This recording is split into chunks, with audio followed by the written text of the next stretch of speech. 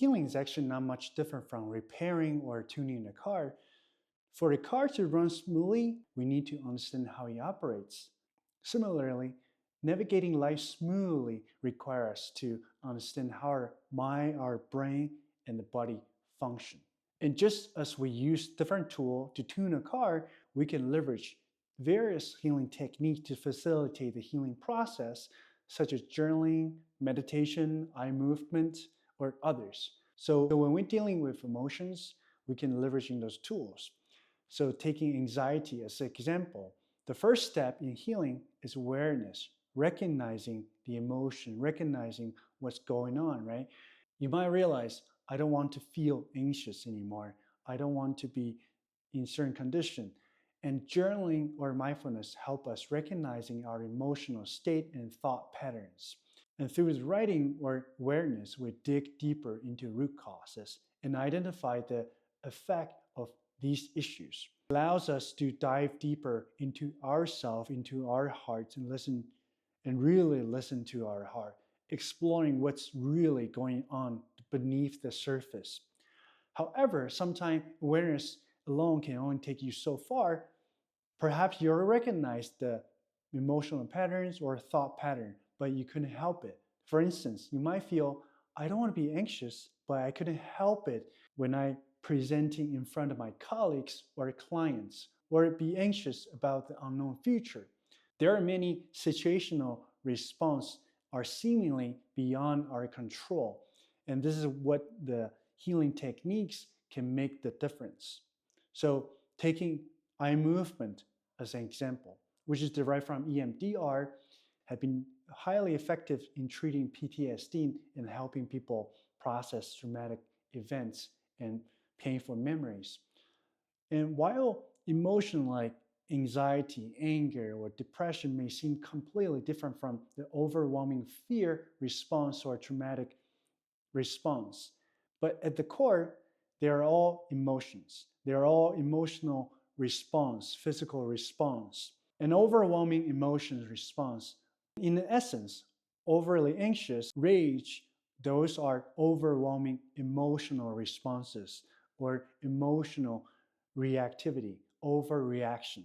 So the beauty of eye movement is actually helping you significantly reduce the intensity of these emotions, alleviating your emotions, help calming the mind so we can think logically and more clarity rather than being consumed by the emotions. For many people who experience eye movement, they notice like once the intensity of the emotions reduced, alleviate, you might realize, oh, you have been misled and tricked by your own brain. It's not you want to be anxious, it's not you want to be fearful, but your biological mechanism are overpowering your will.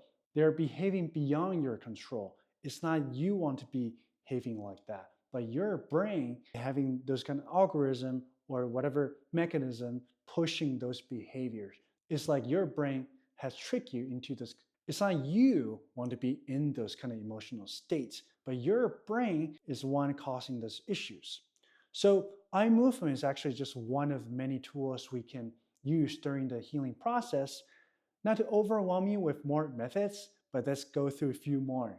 The other one is meditation. It's really helpful and tap into deeper levels of unconscious mind. A lot of stuff happening actually not within our conscious mind.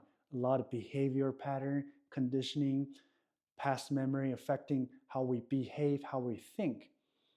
So meditation really helps us dive deeper and connecting to our deeper self and uncover those hidden factors affecting our emotion or behavior or thought patterns. And those emotions could tie to your childhood experience, upbringing, societal conditioning, personality traits, or past experiences. Hypnosis is another powerful tool we often use. It works by reprogramming the brain, helping us break free from undesirable patterns or habits. So we might stuck within a particular state of mind or mindset. For example, some people might feeling never loved because of their upbringing. There's always something empty, feeling unloved. Through hypnosis, we can actually smooth out those feelings and fulfill those unloved feelings by feeling the love. Once people release those pain, they're able to feel love, then they're able to change the thinking pattern. And as we all know, there's deep connection between our mind and body. Our mental state affects our physiological state greatly, and vice versa. Our physical condition can directly impact our mood, but we often putting low emphasis on those connections.